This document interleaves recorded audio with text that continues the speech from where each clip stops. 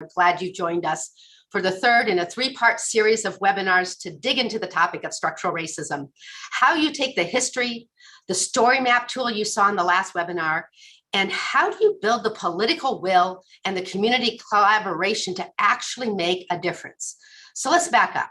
The three-webinar series is a collaboration between Claremont Lincoln University. We're an institution focused on high-impact leadership and socially conscious graduate education. Our partner is the Lincoln Institute of Land Policy, an extraordinary nonprofit foundation. Lincoln Institute has focused the last 75 years on building sustainable communities and on confronting disparities through a land policy lens. More about that in your resources. Now, just a little bit of history. In the first webinar, the president of the Lincoln Institute, Dr. Mac McCarthy, revealed how past policies and practices, many from the Depression era, literally carved racism and other disparities into our communities. In the second webinar, you heard Brees and Chaz from the Center of Geospatial Solutions talk about a GIS tool. We featured story mapping. It's one of those GIS tools that literally shows how the inequities and practices, such as redlining, race profiling, environmental issues, how they occurred visually in the maps and the continued impact they're having today. You saw a specific case study of Pomona, California, and learned how the maps reveal the issues a community may want to address and should address. In fact, a big shout out to Pomona and two other cities, Montebello and Long Beach. They are piloting a team-based certificate program that's being offered by Claremont Lincoln University and the Lincoln Institute. It focuses on exactly what these webinars are about. How do you discover the structural racism issues specific to your community? How do you use tools to visualize and really discern the ones that are the biggest challenges to tackle first? And then this webinar is what they do last. How do you get the community on board? How do you get the leaders on board, the mayors on board, the business owners? How do you build the coalition and political will to actually do something that makes a difference? So that's today's webinar. How do you build that will? And how do you get to making a difference? So the first part of this webinar is a bit of knowledge transfer, good, deep information that sets the context and frames two cases. The second half is a whole series of tools you could actually start using today to begin to build that group of people who are going to take you forward. And in fact, I want to introduce you to two of our own faculty at Claremont Lincoln University because they're taking on the issue and they're going to be your presenters today. So first, Dr. Kendra Smith is CLU's Chair of Masters in Public Administration. Now, Kendra is an experienced scholar practitioner in the areas of community health and health equity. She earned her PhD in Community Resources and Development from Arizona State University. She has her Master of Public Administration from the University of Oklahoma and a Bachelor of Arts in Political Science and Communication from the University of Central Oklahoma. Her current scholarly and practice interests are in community health, research, and community engagement. She's a prolific research and author, having recently been the Associate Director for Community Engagement and Research in the Center for Population Health Sciences at Stanford University. She is a proponent of the use of big data in the nonprofit sector to drive needed social innovation. Dr. Smith's work and research have been published in multiple leading journals. Look her up. She's fabulous. She is deep. Her knowledge knows no end. Get her in on a conversation and you will leave with your head full of new knowledge. Second, we have Dr. Stephanie Varnon Hughes. She is CLU's Dean of Teaching, Learning, and Leadership. She focuses on new, urgently needed, kind, abundant, positive forms of leadership, the kinds of people who believe in the golden or platinum rule. She's an award-winning public school teacher. She's a community educator. In fact, she was also co-founder and editor of the Journal of Interreligious Studies, a peer-reviewed journal, and its sister publication, State of Formation. It's an online forum for emerging ethical leaders. She holds a PhD in intercultural or religious education, 2 masters from the Union Theological Seminary. She's obviously an overperformer, and wait till you hear her energy, folks. Her undergrad degrees are from Webster University.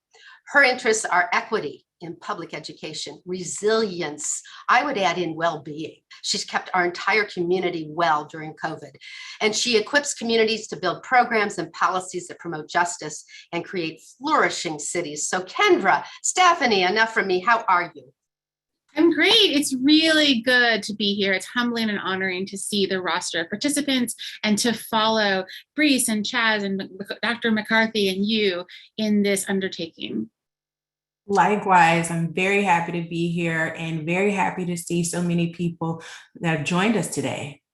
Yeah, in fact, we have had over 600 registered, and I'll have to take a look and give everybody I can a little bit later. So a few housekeeping items, folks. We'll stop for questions midway and at the end. So notice, please ask questions. You should see a Q&A box at the bottom. The chat is closed, so you can't chat back and forth. We're using that ourselves as panelists, but use the Q&A. We actually have, as we did in the last webinar, a behind the scenes expert, our own Dr. Audrey Jordan, who will be answering many of the specific ones directly to you, and so that we can keep tabs on all of them.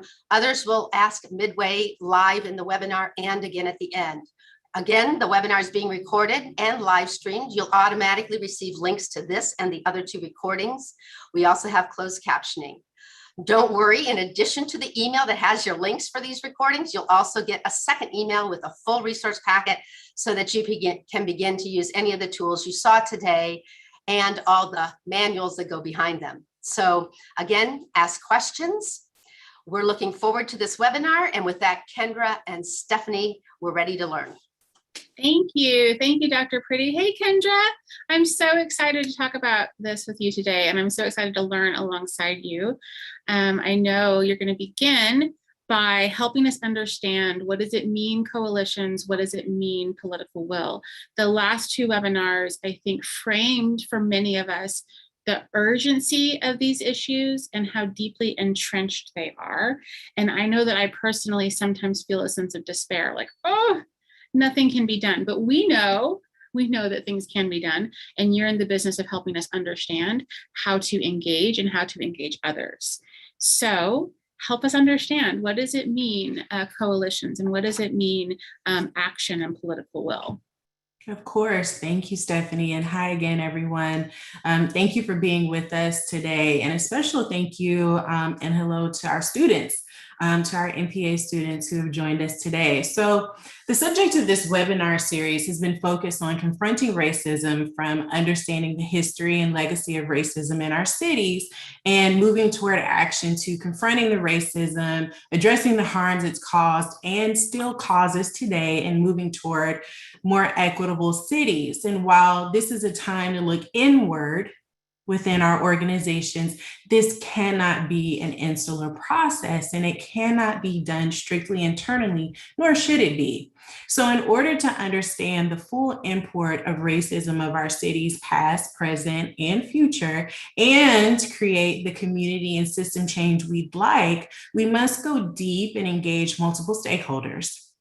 Building coalitions for action is at the core of this work. So a coalition is simply and complexly a group of individuals and organizations with a common interest in working together. The simple part of this is pulling people together. The complex part is working collaboratively and committing to an agreed upon purpose and shared decision making to influence an institution or a target issue, while member organizations maintain their own autonomy. Coalitions are time limited, but not necessarily synonymous with being short-term or ad hoc convenings.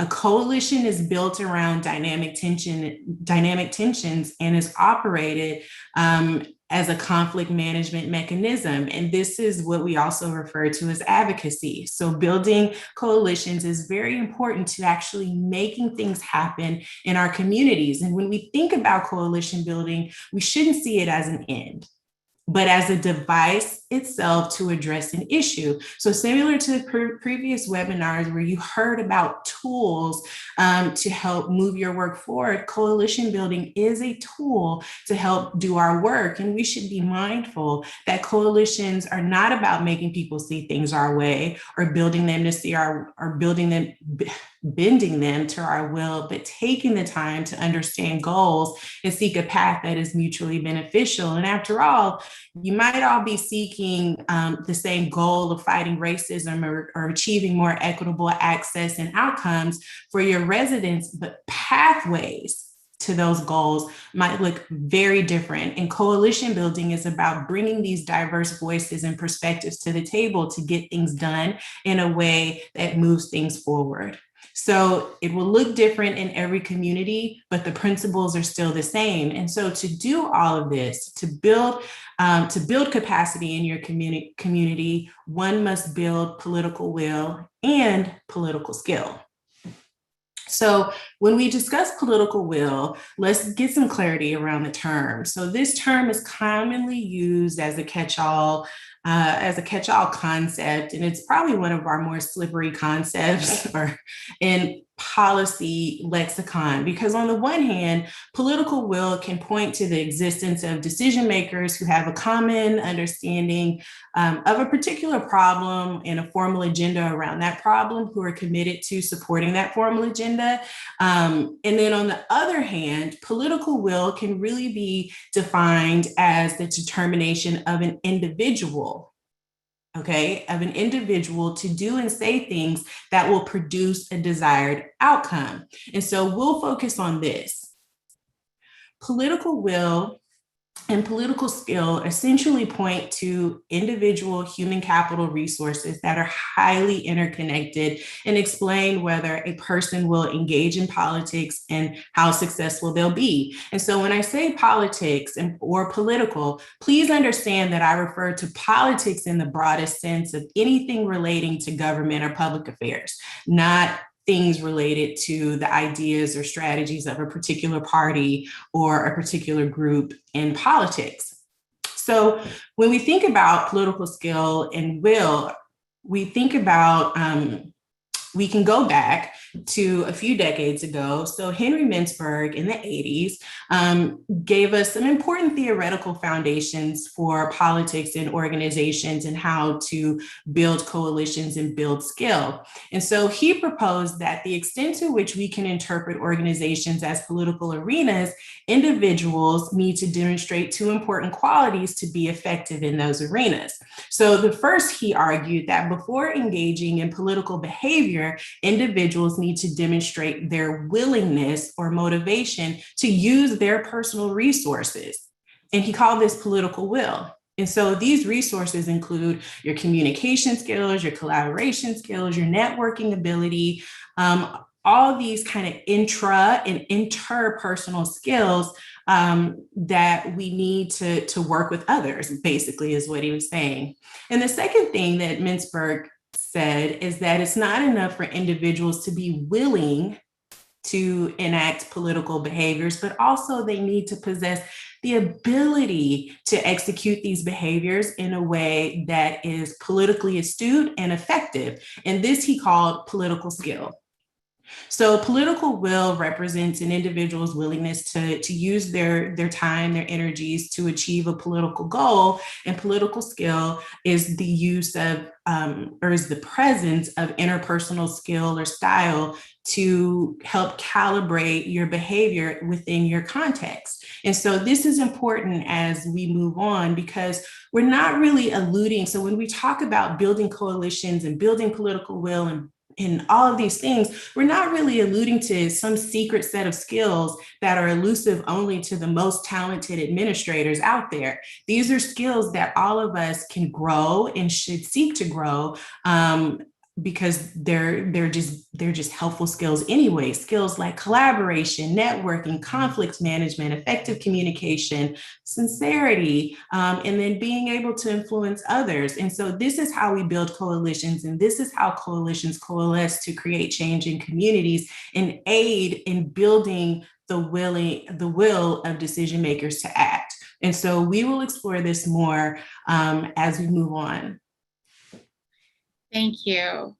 Okay, so I'm excited because you're asking us to think about what are our personal leadership capacities, what are our interests, and are we willing to use our personal resources to leverage change? And I think most of us are, right? We've come together in this space. So thank you. Okay, so we're going to look at two cases, and Kendra, jump in to connect with political will and skill as we think about these. I know that you all listening in are from a variety of contexts, rural, urban, communities that have a lot of resources, communities that for systemic reasons may not have resources. These two cases are really different. And in the resource pack, I'm going to provide information on the locations and what they did to affect change. So Lawrence, Massachusetts example had parents really concerned in a so-called underperforming school district. Their students were not achieving, they were not engaged. The parents felt that the teachers were not caring, were not sharing their goals. There wasn't any after-school programs. And so the parents themselves over time began having dinners, listening sessions, parent circles, neighborhood circles, and over the course of months and years, and now it's been going on about 20 years, they changed the way that the schools and the teachers and the district worked with students and families in those neighborhoods. And the outcomes for those students, academic outcomes, health outcomes, social outcomes, the community began to flourish more. And so they started with looking around the resources they had around their kitchen table and the desire to change something that mattered a lot to them. On the other hand, we have the example of Seattle, Washington, and that change had to do with racism and the way that most aspects of city government, from whose lights got turned on, to who was allowed to breastfeed in public, to who was being incarcerated and who was not, to who was being hired to do city projects, were affected by racism. And so the mayor at that time decided to change things. And so we have someone with a lot of power. And Kendra, I've heard you talk about having a champion, right? And so that can be someone with a lot of social capital, like a mayor, or it could be someone with a lot of passion and time, like a parent. And in this case of Seattle, they implemented a framework, which is called GARE, which a lot of you are familiar with. It's a framework for moving a community forward by providing tools for reflection and analysis and change. And it takes time and it takes money. It again took many, many years, but a lot of specific outcomes. Like, for example, the goal for Seattle is to have 0 children in juvenile detention. The goal for Seattle is that any city agency has to use a racial equity lens to analyze and reflect on their work. So they're having a lot of positive outcomes in lots of different areas: health, streets, safety, education, incarceration, by using policies and bureaucracy to try to undo the effects of racism. So when we look at these two cases, Kendra, connecting with what you just said, people were using the resources they had, the knowledge they had, the resources they had, and the leverage of collaboration, right? Lots of listening, lots of time, lots of curiosity. Anything else you want to say about these two cases and what we see as common themes? Yeah, very much so. Thank you, Stephanie. I think that these two cases reflect very different work, but also very similar approaches in terms of bringing people together and leveraging your resources. So the Massachusetts example is important, and it's a kind of low resource in terms of cost type of approach, whereas the Seattle example is more of a high cost type of approach to this work. Both important, and both are reflections of the people who work there and the people of that community who wanted to come together to make these things happen. Thank you. I appreciate that. And someone sending another resource in the chat. Thank you so much, Scott. I'll also say, I didn't mention it before, in both of these cases, people were uncomfortable. Okay, you can read an interview with the mayor looking back, and he said, I was scared, I was stressed out, other people were scared, they were stressed out. Talking about race can be difficult. Realizing your privilege can be difficult. Change, even good stress is stress. And so I think that's part of thinking about when you're convening a community, when you're encouraging people to begin to act, to name that and frame that as leaders, that it will be difficult, it may be painful, and acknowledging that and making room for that is also important. Okay, next slide. Oh, we're going to stop for questions right now. I was going to say, wait a minute. I have like about 4 questions for you guys, and some of them Some of them are tough. So I'm going to start with kind of a lead in first. All right. So, so who typically leads these things? Is there a person that has to be ready to lead? Does it have to be like the mayor or the council person or a lead minister or nonprofit leader? Well, it's always nice when the person with the most resource or access to the most resources is a champion for this work, but it absolutely does not have to be that person. And there are instances where it's been bottom up, where employees have led the charge about something, and especially in these days. There are just so many technologies and opportunities and clearance for employees or people who quote unquote don't have the resources or don't have the influence to do this work. So no, it doesn't have to be that person. It would be nice if it is, but it certainly doesn't have to be. So now this is we have another one that came in, and I'm going to use it as our third here, but I'm going to say, so now I'm glad you said these days, Kendra, because these days it appears that the overriding emotion is anger, that we are using anger to demand change as opposed to what you're talking about. So convince me that your approach isn't just rose-colored glasses, that the way that we're getting change today is demanding it, actually choosing political sides and approaching with anger. Well, anger is important. There are things happening in our cities and in our states and in our country that hurt people. Okay. And that cannot be discounted. And so what might be anger to me might be just somebody telling their truth and speaking about what's happened to them and what might have been happening to them for generations. So it's not about looking at things through rose-colored glasses, because it is a challenge, coalition building, because I might have a goal to fight racism, but someone else's goal might be far more, while they want to fight racism, their pathway to doing that may be far more extreme than I'm willing to go or than I want to go. And so finding that common ground can be difficult. And that's what I alluded to earlier about the simpleness and the simplicity and the complexity of coalition building, because it's good to bring people together. And that's really the easy part, but working together and coming to a shared mental model about what you want and what you want to pursue is a really big challenge. And it's an additional challenge when people can't see eye to eye about why something is so bad or why something is so wrong, or you can't see past another person's anger. That's the part about the political skill that we're talking about building your skill, building your sincerity, and being able to be an active listener to really embark upon this work. And as a mindfulness teacher and practitioner, when we talk about anger, I have to remind us all that when we are experiencing strong emotions, stress, anger, grief, trauma, secondary trauma, which if we're working in communities or working in schools and hospitals and cities right now, many of us are, our brain does not have access to critical and creative thinking. And so, yes, we can be angry, we can grieve, we need to name and frame the trauma that we are experiencing, our communities are experiencing.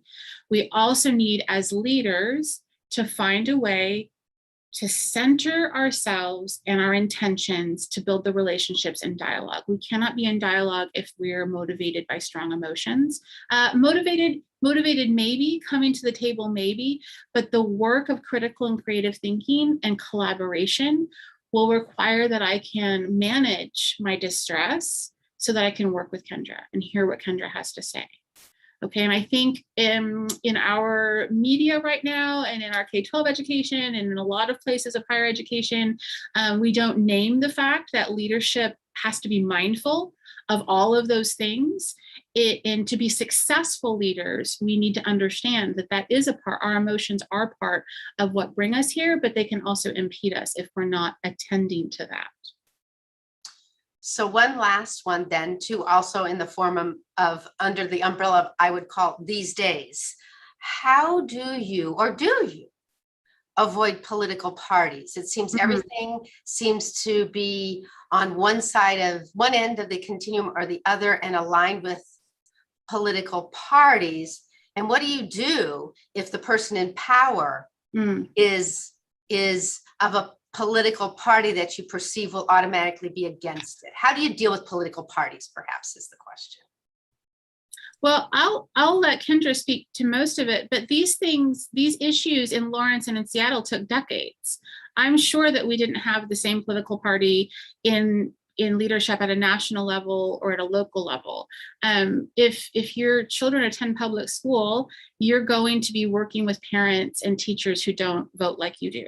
And so I think that the ingredients of dialogue and the ingredients of collaboration and just the issues, green space, asthma, access to the internet, those are issues that live continuously in the human undertaking.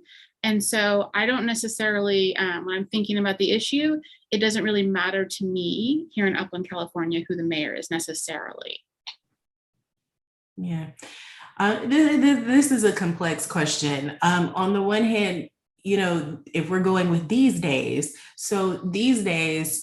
things are so polarizing, and everything is on, not everything, but many things are on an extreme, right? Either you feel this way or you feel that way, and either you're right or you're wrong. And that's a very big challenge to coalition building. And so, my thought about that is that your political party is who it is, but I would also be thoughtful and be purposeful in the approach to my work, because if your goal is aligned with your party, then okay, it's aligned with your party and you should pursue that in whatever way you think is appropriate. But if you think that your party or whatever political thing is happening in your city is a hindrance to your work, then I would be seriously thinking about what are ways to move around that and not become the focal point of our work. Because it's not about being tribal about things. It's not about sticking with your people. It's about trying to come together and do what you need to do to move things forward. And in that way, that's your work. Your work is not doing what used to work or what people have indoctrinated us into thinking is the way to do. Our work is doing what we need to do now and what works now. So last question that Kendra builds from that. It sounds like to me, and I'm putting this in the frame of reference for me, it sounds like, I'm trying to paraphrase here, it sounds like we're talking about entire mental model shift that we've got to get out of ourselves, away from labeling people and seeing them as a deficit or seeing them as the issue or seeing them as the problem people, and doing something else. And they are the source for solutions, and that everybody comes to the table. Can you speak to a mental model shift, I think is the key point to the question. Sure, of course. I agree with this paradigm shift and with this mental model shift. So when we talk a lot about shared mental models, and what that really alludes to is, are we on the same page about what we're doing or what we want to do and how we move forward? Because I'm sure that many of you can think of times where even within your own organization, you've been doing something and you realize that not everybody is working toward the same goal. And that really is what the shared mental model is. And depending on where you are and where your coalition is, you may have to start at the very foundation about how you see people. Right? Because if you see people in your community as people who need stuff or who doesn't have things, or who is a drain on society, or who's a drain on the system, or if that's the way like you see people or people in your group see people, then you have to start at the very foundation. And some of the work is, the kind of hearts and minds work that has to happen. But it's important towards getting to your shared mental model about where you're going and how you get there. Thank you. All right. Are we ready to move on? Yes. Yes. So this next section for you all, we have 5 examples of tools that cities, municipalities, organizations have used and are using to begin to do the work that we're talking about. These will all be in your resource pack, and they're good for different things for different reasons. So Kendra, tell us about Advocacy Coalition Framework. What is it? Who uses it? Why do we need to know about it? Sure. So the Advocacy Coalition Frameworks, for the ACF, is a semi-oldie but goodie in that it's a framework of the policy process that was developed by Paul Sabatier and Hank Jenkins Smith to develop to really deal with those wicked problems of goal conflicts and really technical disputes and the multiple actors involved in any policy issue. And so the ACF starts with 3 foundational stones or standards. So the first is a macro level assumption that most policy level occurs among specialists within a policy system, but that their behavior is affected by factors in the broader political and social economic system. So that's the first foundation. The second is a micro level foundation, which is the model of the individual that's drawn heavily from social psychology. And then the third foundation is a meso level standard that the best way to deal with the multiplicity of actors, so the multiple actors in a system or in a subsystem, is to aggregate them into advocacy coalitions, right? Which is all about what we're talking about. And these foundations in turn affect these sort of dependent variables, such as beliefs or policy changes through 2 critical paths. And these paths are policy oriented and then external agitations, right? And these external agitations are the things happening in our local communities and nationally that are changing the tide of what we know and what we know to be right, or what we are, or that serviced our assumptions about things, or serviced our assumptions about particular people, groups of people. And so the ACF assumes that policymaking in our society is so complex that participants have to specialize if they're going to be influential. And here's what I mean by specialize. So again, going back to knowing what you're doing, knowing what your goal is, knowing where you're knowing where you're heading, that specialization has to be so clear to you, to your group, in order to make the kind of policy change that you're seeking is critically important. So that's what I mean by specializing. And so what you see on the flow chart quickly represents a set of stable conditions. So that's the first box that you see up in the top left-hand corner. So these sets of stable conditions exist likely in your city. And then below here, you have your external events that are happening, which could be instances of police brutality, community upset about a new policy, or some new virus or pandemic that is changing our way of life. So the long-term opportunities that you see going up is in the overlapping needs and goals and the coalition work towards a specific goal. And this is where people are coming together to merge among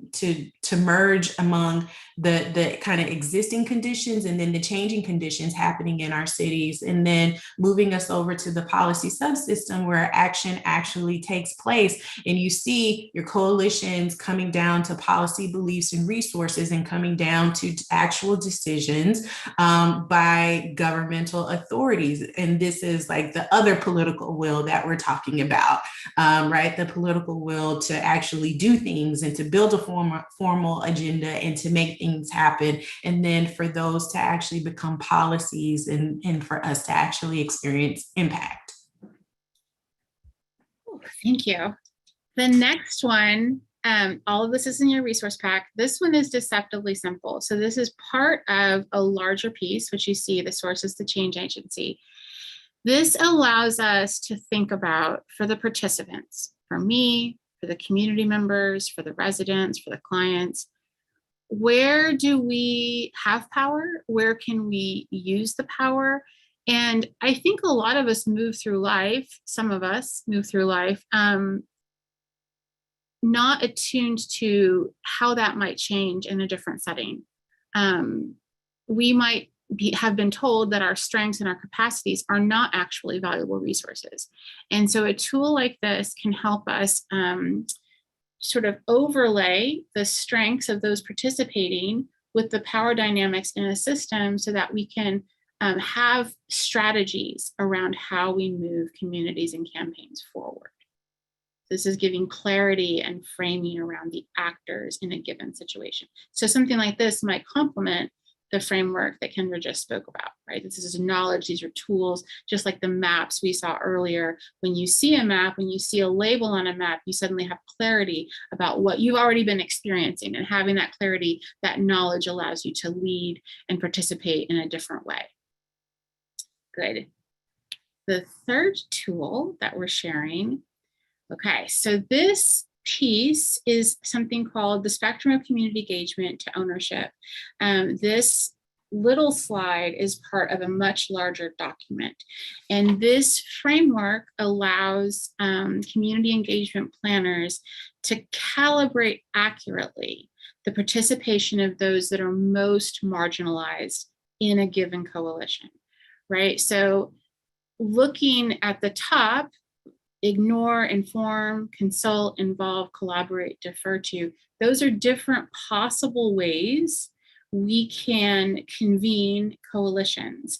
And we want to be really accurate about the type of engagement we need for a given issue, right? So for example, I'm not a physician. My research is not around, public health or medicine. So I might not need public health officials to defer to me in making decisions about my health. I might need them just to inform me.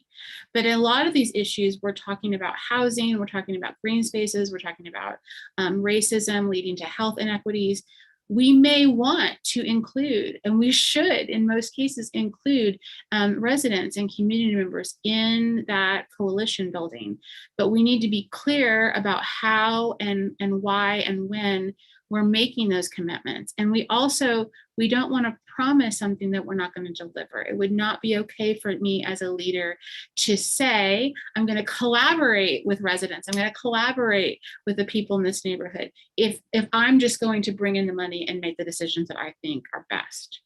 Right. So this is a framework using to assess and be specific about the ways that we're cultivating participation, and it's designed especially to help us think about the most marginalized in a given context.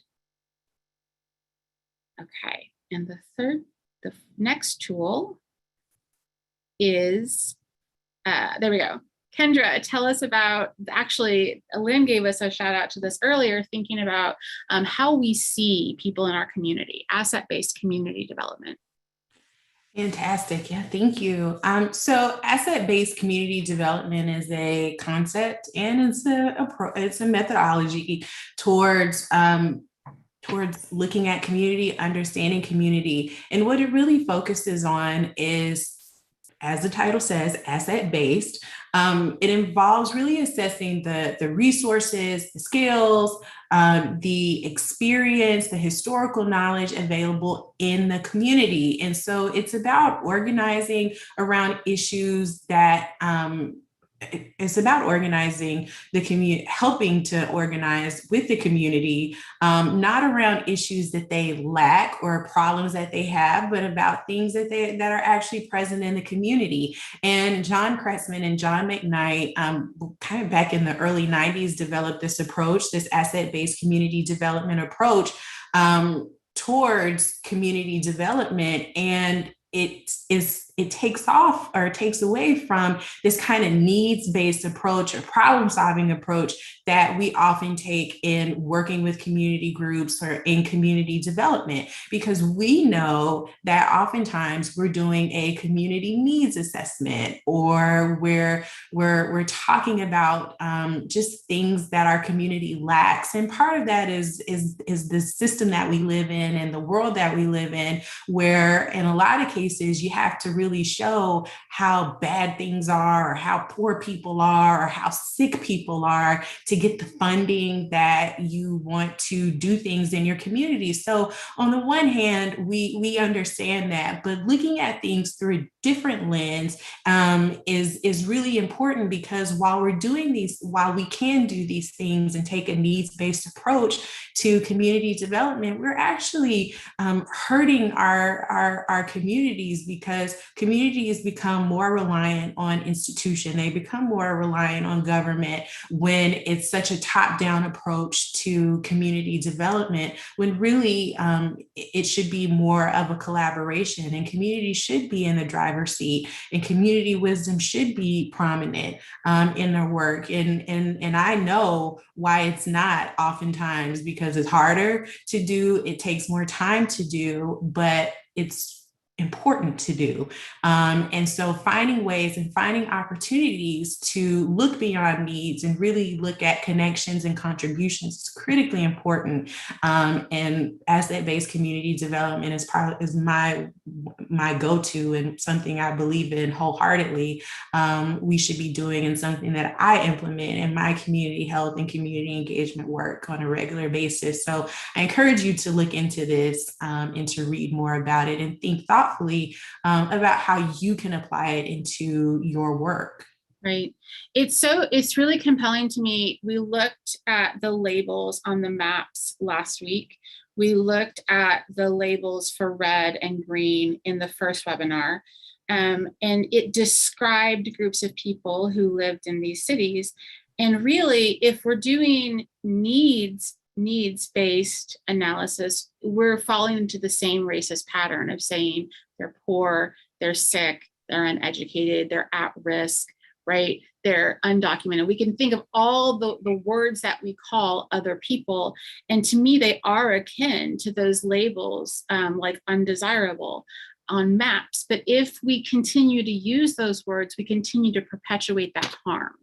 And so for me, the most powerful thing about an asset-based model is to see the strengths and gifts and power of the lived realities of the people that are our neighbors, the people that we're working with, right? So it's a powerful shift in the way we talk about the capacities of the people who are living in a given place. And we're giving up our power, right? I don't know. I'm not the expert, right? I'm coming from a posture of curiosity. I'm coming to learn, what are your strengths? What is the answer? Because local people are the answer, right? You're the co-producer along with us. Yeah, it looks simple, but it's not simple. It's good. Thank you. And the fifth example is one local to Claremont, and the father of one of our advisory members, Ann Turner, has been doing this work, and this toolkit has been used in lots of different communities. It's free. It'll be in your resource pack. It's designed specifically for communities to combat racism for the long haul. Some of the tools that are in this toolkit, this is not all of the tools, making plans with people, not for them. There are resources on governance modeling, resources around following and finding money, resources on media cultivation. And if you look at this wheel, you'll see some of the common themes that we've seen in all of the tools that we've talked about. And these, I think, continue the tools of having maps and geospatial data and having accurate knowledge about the issues where we live. That includes knowledge, it includes assessment, it includes relationships, it includes action, it includes governance. And so it's another tool. I think, what are the other common themes that you see in all of these, Kendra, now that we've come to our last tool? Common themes, I think working together, leadership, action, roots in the community is a big one. These, there are parallels in all of these models that we're seeing, but I think the very top of this plan together is really key. And time, I'm both surprised and a little bit daunted that good work, the work that we hope to do, positive social change, takes a lot of time. Although if you think back to Dr. McCarthy's first webinar, this took time to bake into the highways and housing and loan concepts of our country. So it makes sense that it would take time to undo it. Mm-hmm. Okay. So before we go back to questions, Kendra and I want to encourage you to recognize that you have a lot of knowledge, you have a lot of tools, maybe you have the political will, and it's important to begin by thinking, what is my purpose, right? My personal purpose. Kendra reminded me that this is my personal political will. What do I bring to this? What do I hope to accomplish? This is mindfulness. This is mindful collaboration. Looking around, right? This isn't Stephanie's idea for change. This is, who am I working with? Who's already doing this? Maybe I don't need to jump in and start something new. Maybe I need to come alongside with. Respecting the work on the ground, listening to those who are already doing it, collaborating with them, and then calibrating expectations, right? Helping leaders, helping municipality and stakeholders, helping my neighbors understand what it's going to take. And then staying curious about the issue, curious about other people's experiences of the world, curious about new ways of doing things. Yeah. And then continuing the work. So questions, you ready? And I'm going to start with this one.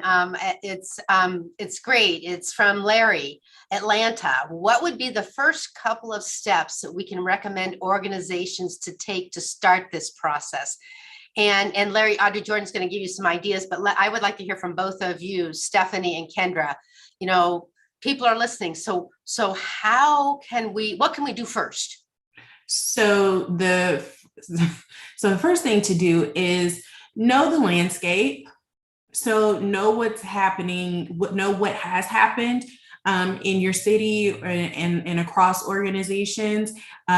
Be familiar. So with any advocacy, you need to know what has come before you and who has come before you, and to figure out how what you're doing fits into that. And then I would take a really comprehensive look at who are my stakeholders. So a stakeholder is anybody who's influenced by you or who can influence or who does influence you. And so that can really mean anybody, but I would be very, very thoughtful about who my stakeholders are, and then begin to do the work and to meet with them and to talk with them. So personally and professionally, I do lots of community health and community engagement work. And that is always where I start, is what's happened before and who are my stakeholders.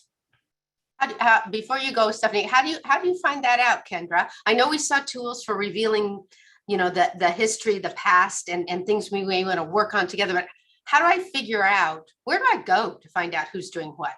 I know this is about to blow everyone's mind, Lynn, but you ask other people. So you read what's out there, and then you ask people and you snowball from there. I mean, you have to be mindful not to go to only gatekeepers in the community, because they have they can have a limited perspective on who's a stakeholder. But in community work, we have the grass tops and the grassroots, and the grass tops people are your city councilmen, or your people who work for, you know, your city manager, and these are kind of your visible people in the community. But there's so much more. There's so many people who have been rooted in community work in all of our cities, and so figuring out who they are and seeking them out for just really informal conversation is how you build your knowledge, especially if you haven't grown up or in a city. And even if you have grown up in a city that you now do community work in, you still need to do that legwork. My answer is to benchmark. You know, a lot of times our history and what gets reported are the wicked problems, and we should report that and we should investigate that. But there are places and there are communities and there are churches and gurdwaras where issues are being solved. And so if I have a thorny issue that I want a coalition build around, I'm going to look for communities like mine. I'm going to look for food deserts like mine. I'm going to look for housing projects like mine, and see what else has been done, and maybe go to them and learn from them and see, what did it take? How did you begin? You know, who's your leader? How often do you meet? All just benchmarking and learning from other people who are doing the work ahead of me. And there's a follow-up to that just came in before I go to kind of shift gears in questions. How do you suggest getting started on what matters to you when it feels like advocacy or activism efforts are closed to newer faces? You're not let in. Yeah, that's a big one. And I hear this a lot. Especially among young people, and especially among young people who work in government. In a lot of places, in a lot of ways, government can seem like a very closed off space, and people have the pay your dues kind of mentality in a lot of spaces.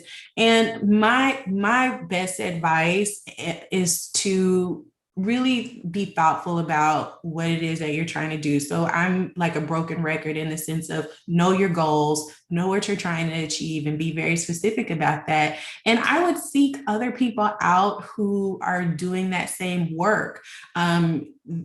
It's likely that you're not the first person who wants to do this. But even so, your voice is still very important to this. And so I'm always an advocate for finding your people. Find your people, make those connections, do that legwork, build your momentum, and I think that you'll see movement. So two more. I want to jump to them. First, a recommendation from Maureen Kindle. Another easy concept: pay attention to what's going on. Newspapers, articles, community blogs, their websites, figuring out where the community is, school councils, all of the things that are happening, what churches are doing, what the Shura councils are doing, all sorts of, just pay attention to everything that's going on. So here is a question from Alice. So how do you adapt the tools you've described for work in white majority suburbs, where most homeowners, often very vocal residents, have benefited personally from systemic racism, don't recognize it,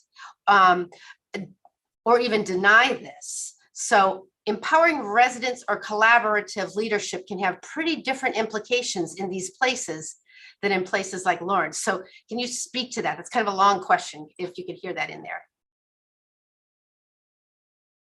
I'm kind of interested in Stephanie's perspective on this. Okay. So hard question. Yeah, no, this is a good question. And I get asked about this a lot in interfaith work, right? How do I do interfaith work when I live in a majority, So these are transferable, transformative skills. So even though the residents of a given neighborhood might all be white middle class, there are still many differences of opinion and different goals for what success in a community looks like. And so practicing hearing diverse opinions and practicing relationship building and practicing coalition building, even in what looks like a homogenous group, are transferable skills for breaking up that insularity and building an openness to have impact with communities that are different in different ways. And I think, just to call back to the second webinar as well, because several reactions to the webinar were, I had no idea. There were incredible numbers of folks had never seen the GIS tools, had really understood how redlining or zoning or housing practices or green space impacted communities and are still here in the exact same ways today, whether it's the heat maps and other things. So I will toss those in. Kendra, anything you'd add? Yeah, so I agree with Stephanie. I wholeheartedly understand the question, and it is a big challenge. And my best advice, just from seeing this happen, and especially the movements that have happened over the last 18 months or so, is I would speak clearly. Be clear about what you're saying, and be clear about what you want to achieve with people, because people will tell you a lot. They'll tell you verbally, and then they'll also tell you with their actions, what they're willing to do, what they're not willing to do. And I think you use that as your guide on how to proceed in your work, because it is very, very challenging. Because sometimes, I've been in spaces where, I've been blown away by the thoughtfulness of groups. And then other times, I ask a very straightforward question and, I'm like, oh, I need to gather my things and go before before, it gets dangerous here. So I think just speaking clearly, speaking honestly, and then being observant and seeing what people are doing and noticing what people are doing, and having that shape your actions is really, really critical in this work, because you don't want to make assumptions about people. You don't want to do that, but you also don't want to waste your time. So I'll leave it at that. And a quick question to respond to, can you talk about how zip code matters? In terms, I think what it means is, I think the person is saying it matters what zip code you're in terms of how the coalition building may play out. I mean, it matters. I mean, yeah, I mean, place matters and location matters. I wouldn't be confined by zip code. Concentrations of wealth matter, right? Okay. Like access to education matters, I think. Is that the question, Stephanie? That might be what they're getting at. Okay. So we will leave it there, other than one person's comment, and was a question earlier that Dr. Audrey Jordan, who's been behind the scenes. So if you have a question, she is typing responses to you folks. One's coming your way. But the person's point was, maybe I should start with myself. Where do I find tools that help me separate my personal identity from the proposed policy changes? I think it's just, we can leave it there. I think it was, and we have another one from Kelly R. that leaves us with good thought. How do you marry the idea behind depicting geospatially the current impacts of past housing and land use policies on BIPOC communities and low-income communities and the asset-based philosophy? So how do we depict marginalized communities and negative impact without victimizing them? And Audrey's responding to that. Any final word on that before I wrap? Yeah, so I'm sure Audrey has the right answer, but depicting the past and depicting what has happened honestly is not disparaging to the people who've experienced it. I think framing it as this is something that has happened, you can even connect it historically to what's happened in the city, and being very frank about the impact, the perceived impact. You can ask the community what their perceived impact is of those actions, because they likely still live there. They likely have issues. Here in Houston, where I live, we see the remnants of the racism in the city, and we know what they are. And so being able to link those two together and being very honest about that, there's nothing wrong with that. And it's not taking it from a needs-based approach. Now, how you frame what's happening now. So if you say the history of racism was present, in the 60s, and this is what happened, and then people are still poor and there's still violence in the community and there's still all these things, well, then I would think about how you frame that. And be thoughtful about how you frame that. And then also, because those things might exist in the community, but there are also great things that exist in the community too. So looking at both sides is what I'm saying is very important. So thank you, Kendra and Stephanie. We are out of time. And for everyone who joined us, thank you on behalf of the Lincoln Institute of Land Policy and Claremont Lincoln University. Thank you to our three cities, Pomona, Long Beach, and Montebello. If you're interested in that city program, you'll find information on that and all of the resources in both the follow-up email with recordings and the resource email behind all the tools. Look for another series in 2022. Several of you have emailed ideas on expanding on our 3 webinars. As I ended it before, have a great rest of your day, folks. Go out and make a difference. Thank you. Thank you. Bye, everyone.